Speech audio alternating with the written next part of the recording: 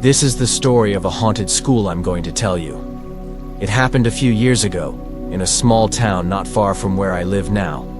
And believe me, what I'm about to say isn't some made-up ghost story to scare you. This really happened, and it still gives me chills when I think about it. There was this old school, St. Michael's High. It stood at the edge of town, surrounded by thick trees and foggy mornings. It had been shut down for years. People said the building was falling apart and not safe anymore. But the real reason was something else, something darker. Back in the day, St. Michael's was a normal school. Kids laughing in the hallways, teachers yelling about homework, the usual. But one winter, a tragedy happened that changed everything. A girl named Rena, quiet and shy, went missing during school hours. She was just 14. One minute she was in her class, the next, gone. No one knew where she went. They searched the school, the nearby woods, everywhere. But it was like she vanished into thin air. Her books were still on her desk, and her lunch was untouched. After weeks of searching, they found nothing. No body, no clue, nothing.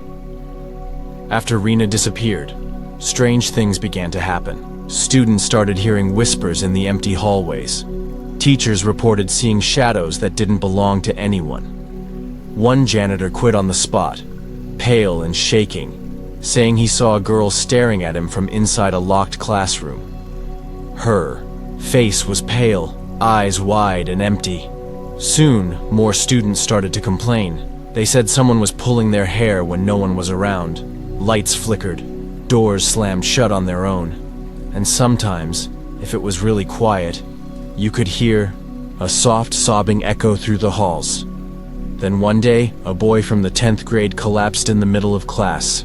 He had scratches on his arms and neck, deep and fresh. When they asked him what happened, he screamed, "She won't let me go," and passed out. That was the last straw. The school shut down the very next week. Everyone stayed away from St. Michael's after that. Even the bravest kids wouldn't dare step near it. But of course, there's always someone who doesn't believe the stories. That someone was my cousin Ravi. He was always curious about haunted places. He loved ghost stories and watching horror movies late at night.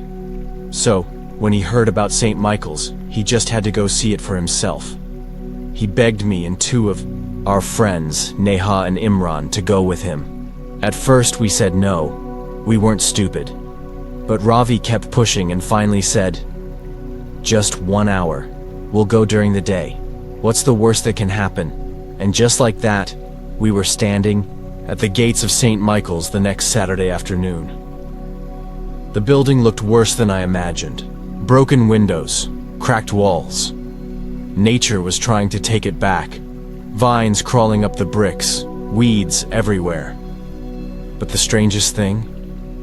It was so quiet. Not peaceful quiet. Dead quiet. Like even the birds didn't want to be near it. We climbed the gate and walked in. Inside, the school smelled like mold and dust. The air was heavy, like it didn't want us there. Broken desks were scattered around, and the floor creaked under every step we took. But the moment we entered the main hallway, we felt it. Something watching us. Ravi, of course, was excited. He had his phone out, recording everything like some kind of ghost hunter. Neha stayed close to me, clearly nervous, and Imran kept turning back like he wanted to run any second. We walked through the classrooms, the library, the science lab. Everything was covered in dust and cobwebs, but nothing. Until we reached room 107. The door was slightly open. It was cold there, much colder than anywhere else in the school. I don't know why, but that room, it felt wrong. Ravi pushed the door open. The room was dark, even though sunlight should have been coming through the windows. And in the center of the room, there was a single desk standing upright. On it, someone had carved a name, Rena. We all stared at it. Then suddenly, the door behind us slammed shut. Neha screamed, Imran ran to the door and tried to open it, but it wouldn't budge. Ravi said, "Probably the wind," but his voice shook. Then we heard it, a soft whisper, like someone saying something over and over again. "Help me. Help me." It was coming from under the desk. Ravi, for some crazy reason, walked closer. He bent down slowly, shining his flashlight under it. Then he jumped back with a scream. "There's someone there!" he yelled. We all looked, but there was nothing. Still, that whisper didn't stop. Suddenly the light went out, complete darkness, and then the sobbing began. It was so close, right next to us. I could feel the air shift, like something just moved past me. I felt a cold hand brush against my back, and I froze. Then we heard footsteps. Slow, dragging footsteps coming toward us. We banged on the door, yelling, crying, but it didn't open. And then, we saw her. In the faint light from the window, a shape appeared. A girl. Long hair covering her face. Her dress was dirty, torn, and she was floating, not walking. Ravi tried to talk to her. Are you Rena?" The figure didn't speak. It just raised a hand and pointed at him. Suddenly, Ravi flew backward, like something pushed him. He hit the wall hard and didn't get up. The door flung open on its own. We didn't wait. We grabbed Ravi and ran. We didn't stop until we were out of the building, out of the gate, and all the way back home. Ravi had deep scratches on his chest, just like the boy from the old story. He had to be taken to the hospital. When he finally woke up, he couldn't speak for 2 days. And when he did, all he said was, "She's still there, and she's angry." After that, we never went back. No one did. The town has fenced off the school now. It's set to be torn down next year, but somehow, I don't think that will be enough. Because some things, once broken, never really go away. They stay, waiting, watching. So if you ever pass by an old school and you hear a whisper in the wind, don't stop. Don't look back. Just keep walking, because Rena might still be waiting for someone to play with.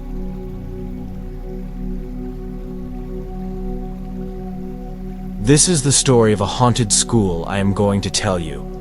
And once I begin, you'll want to hear every word, because it didn't just happen far away to strangers. It happened to someone I knew. Someone who didn't believe in ghosts, until the school proved him wrong. It was called Willow Creek High, a big old building standing on the edge of a sleepy town. From the outside, it looked normal, just another forgotten school closed years ago. But once you stepped inside, something felt wrong, heavy, like the walls were holding a secret they didn't want to share. My friend James had just moved to the town. He was the kind of guy who always needed excitement, bored easily, always looking for something to do. So, when he heard the stories about Willow Creek, he got that look in his eyes, the one that meant trouble. They said the school was shut down after a fire, but no one knew the real reason why. Some said it was the fire that took the life of a student. Others said it wasn't an accident. And some swore they still heard screams from inside on quiet nights. James didn't believe any of it. He laughed at the rumors, but our friend Sarah, who grew up in the town, warned him. "You don't mess with Willow Creek," she said. "People who go in don't come out the same." Of course, that only made James more curious. So, one evening, he convinced me, Sarah, and our friend Ben to go with him. "Let's just check it out. We'll be in and out in 20 minutes, he said with that usual grin. We went after sunset. The gates were still rusted shut, but James climbed over and helped us through a gap in the fence. The school stood like a shadow in the fading light. The front doors were cracked, hanging open like a mouth waiting to swallow us. The moment we stepped in, the air changed. It was cold, even though it was a warm night. Dust floated through the air, and every step we took echoed like we were walking through someone's dream, or maybe their nightmare. Inside, everything was frozen in time. Desks were still in rows. Papers were scattered. A broken clock on the wall still pointed to 2:17. James led the way with a flashlight, joking and filming with his phone. Ben stayed close behind, quiet but curious. Sarah looked pale and kept holding my hand. We passed old classrooms, the library, and a hallway filled with lockers. But when we reached the second floor, everything felt different. There was a door at the end of the hallway. Room 209. It was the only door that was shut. James walked right to it like he was being pulled. The rest of us hesitated. He tried the handle. Locked. Then we heard it. A soft knock from the other side. Knock. Knock. We froze. James turned to us, laughing nervously. "One of you did that, right?" None of us answered. Then the door creaked open, slowly, by itself. Inside, it was pitch black. No windows, no light. Just a thick darkness that felt alive. James stepped inside without thinking. "James," Sarah called out, but he didn't answer. Ben turned on his flashlight and shone it in. James was standing in the center of the room, staring at the wall. His flashlight had dropped to the floor. We rushed in. On the wall, in red letters, someone had written, "Welcome back, Emily." James didn't move. His mouth was open, eyes wide, like he was seeing something we couldn't. I grabbed his arm, and then he whispered, "She's here." Before we could ask anything, the door slammed shut behind us. Darkness. Complete. Then, the laughter. It started, low, like a child giggling. Then it turned sharp, echoing off the walls. Sarah screamed. Ben banged on the door. I tried to turn on my phone's flashlight, but it wouldn't work. And then we saw her. A girl, maybe 16, standing in the corner. Her dress was old, torn. Her skin looked burned in patches, and her eyes were completely black. She stepped forward. We backed away, but James didn't move. "Emily," he whispered again, like he knew her. The girl looked at him and tilted her head. Then she spoke. "You left me." Her voice wasn't human. It sounded like it came from everywhere at once. James collapsed. Ben and I grabbed him and tried the door again. This time, it opened. We dragged him out. Sarah was crying. We didn't look back. We ran down the stairs, out the building, over the fence, and didn't stop until we were back on the street. James didn't speak the rest of the night. Later, when he finally talked, he told us something that chilled us to the bone. When he was a kid, he used to live in this town. He went to Willow Creek Elementary, which later became Willow Creek High. He had a best friend back then, a girl named Emily. Sweet, quiet, always alone except when James was around. One day there was a fire in the school. He and Emily were in detention. The teacher left for a moment and smoke filled the room. James ran. He got out. Emily didn't. No one ever found her body, just her necklace. James had blocked it out of his mind. He moved away after that. Never told anyone until the night we went back, until the room said her name.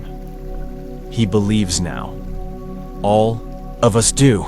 After that night, none of us went near that school again. James moved away a few weeks later.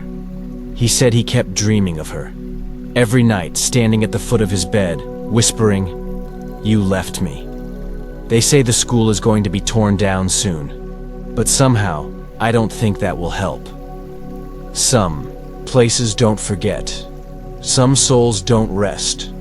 So if you ever see an old school building, quiet and broken, and someone dares you to go inside, remember Emily, and remember James's eyes when he came out of that room. Don't go in. Not all students make it out.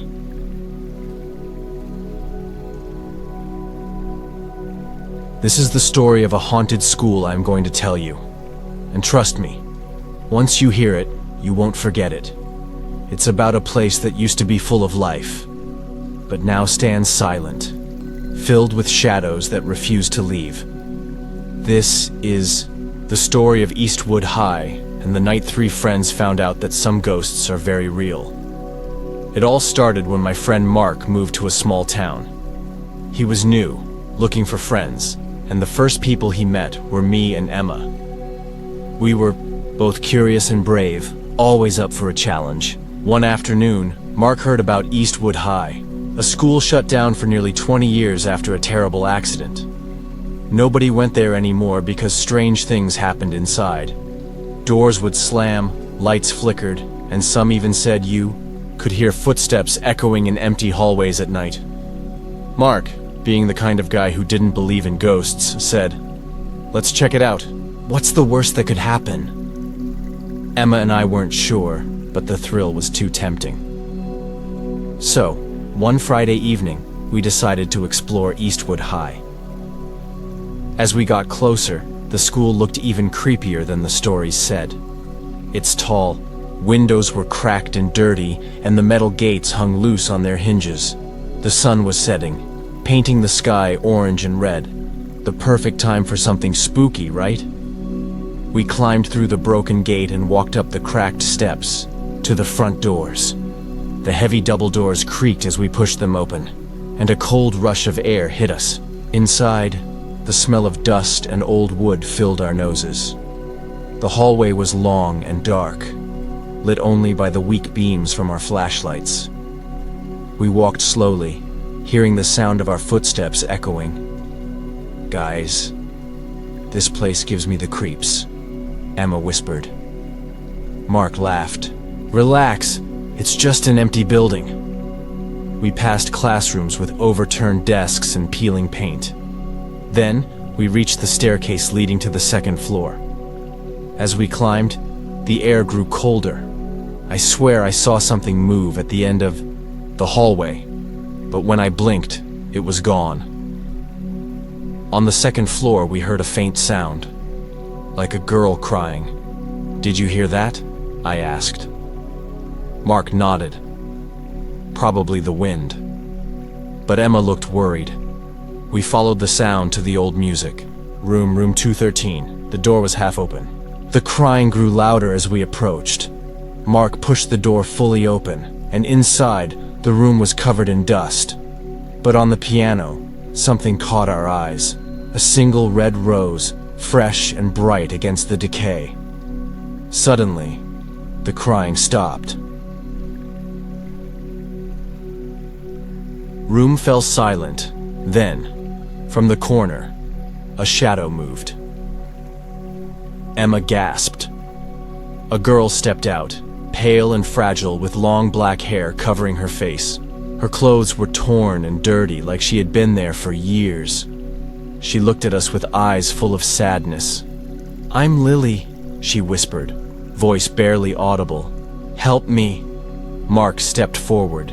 "What happened here? Why are you here?" Lily's eyes filled with tears. "I was trapped. No one came for me." Suddenly, the door slammed shut behind us.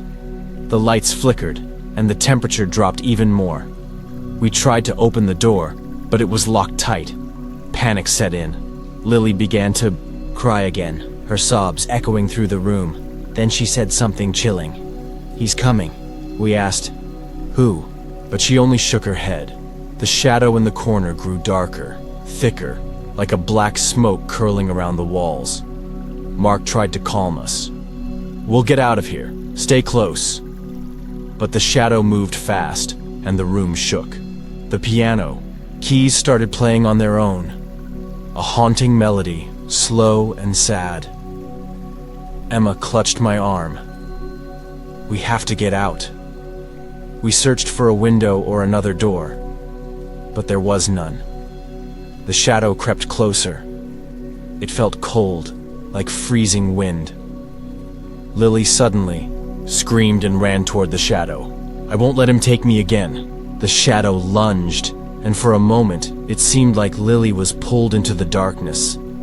But then Mark grabbed her hand and pulled her back. The shadow hissed and vanished.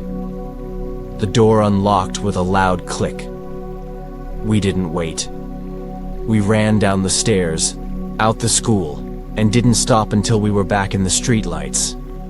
Breathing hard, Emma said, "What was that thing?" Mark shook his head.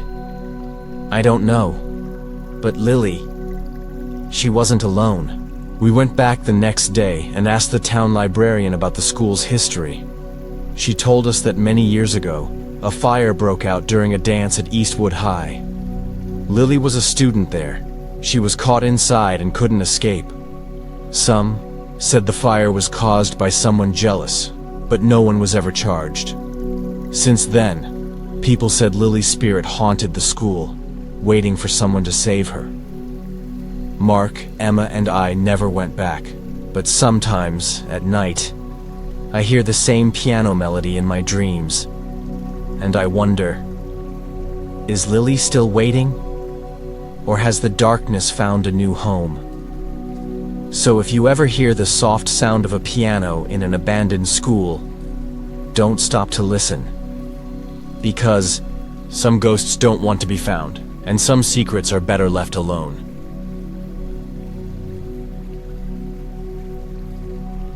Listen closely, because this one's about a school no one dared to enter after dark, and the nightmare three friends lived through inside those walls. This is the story of Blackwood High, a place where the past never really leaves. It all started when my friend Jake, his sister Lily, and I decided to explore the old Blackwood High. It had been shut down for over 10 years, ever since a strange accident happened during a school play. People said the lead actress, a girl named Rachel, vanished without a trace. No one knew where she went, but after that, the school was closed and left to rot. Jake was always the brave one. He said, "I don't believe in ghosts. Let's prove those stories wrong." Lily, more cautious, wasn't sure about the idea, but I was curious, and we all agreed to meet after sunset and check it out. The school stood at the end of a long, cracked road, surrounded by dead trees that twisted like claws against the moonlight. The gates were locked tight, but Jake found a hole in the fence. We slipped inside quietly, our flashlights barely cutting through the dark. The building smelled like wet wood and old paint. Broken windows let the cold night air whistle through. Empty halls, the silence was thick, too thick. We made our way to the auditorium. That's where the accident had happened, and where Rachel was last seen. As we entered, the air grew colder. Our footsteps echoed loudly off the walls, and the old stage looked frozen in time. Dust covered everything, chairs, curtains, even the fallen props from long ago. Jake laughed nervously. "See? Nothing but an empty theater." But then the lights flickered, and the old stage curtains slowly pulled themselves open, as if someone was about to step out. Lily grabbed my arm, whispering, "Did you see that?" Suddenly, a soft voice sang from the shadows. It was beautiful, but sad, like a lullaby. Jake frowned. "Who's there?" No answer, just the singing. Then, a pale figure appeared on stage. A girl with long black hair and a white dress stained with dirt. Her eyes were hollow, and she didn't blink. "Rachel?" Lily asked softly. The girl nodded slowly and stepped down from the stage. The floorboards creaked beneath her feet as she moved toward us. "I can't leave," she said. "He won't let me." "Who?" I asked, my voice shaking. A dark shape emerged from behind the curtains. A shadowy man, tall and thin, with glowing red eyes. He moved with a slow, jerky motion, like a puppet on broken strings. Jake stepped in front of us. "Leave her alone." But the shadow didn't answer. Instead, it raised its hand, and the room filled with a heavy, choking fog. We all started coughing. Struggling to breathe, Rachel screamed, a sound so filled with pain that it shook the walls. The shadow moved closer. I felt a cold hand brush my shoulder, though no one was there. Jake tried to grab the shadow, but his hand passed right through. Panic took over. We turned to run, but the auditorium doors slammed shut. Trapped. The fog grew thicker, turning the world white. Lily cried out, "We have to get out!" Rachel's ghost ran to us, grabbing our hands. "Follow me."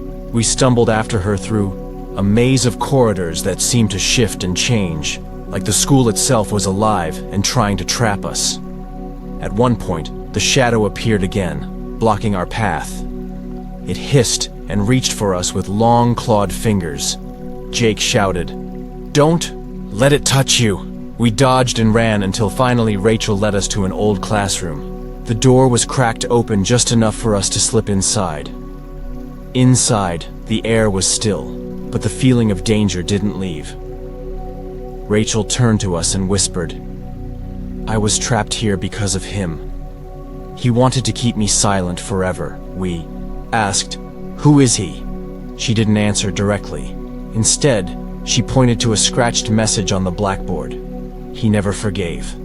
Suddenly, the door slammed again. The shadow was outside, waiting. Lily screamed, and Jake shoved the desk against the door. Rachel looked at us, her eyes pleading. "You have to find the truth to break the curse." We didn't know what that meant, but there was no time to think. The shadow was trying to break in. Then, Jake noticed a loose floorboard near the window. "Help me move this," he said. We pushed and pulled until the board came free, revealing a narrow tunnel. "This might be our way out," I said. Rachel smiled sadly. "Go, and don't look back." We crawled through the dark tunnel, the shadow's angry growls fading behind us. When we finally emerged outside, the dawn was breaking. The school looked peaceful again, but we knew the evil still lurked inside. Rachel was gone. Jake, Lily, and I never spoke about that night again. But sometimes, when I'm alone, I hear that sad lullaby echoing in my head. If you ever find yourself near Blackwood High after dark, don't listen for the singing, because it's a call from a trapped soul, and the shadow still waits for those who enter. So be careful what you're curious about. Some places hold secrets darker than you can imagine, and some stories are better left untold.